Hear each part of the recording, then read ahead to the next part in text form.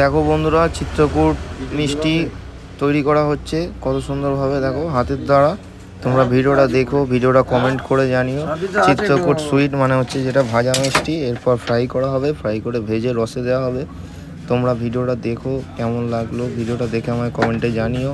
তোমরা আমাকে একটু সাপোর্ট করো, তোমাদের সাপোর্ট সবসময় দরকার। আর কোন কোন দেশ থেকে দেখছো সেটাও আমাকে কমেন্টে জানিও। দেখো কত সুন্দরভাবে চিত্রকূট পিস পিস করে কাটা হচ্ছে। তোমরা ভিডিওটা অবশ্যই দেখবে, ভিডিওটা কিন্তু মিস করবে না।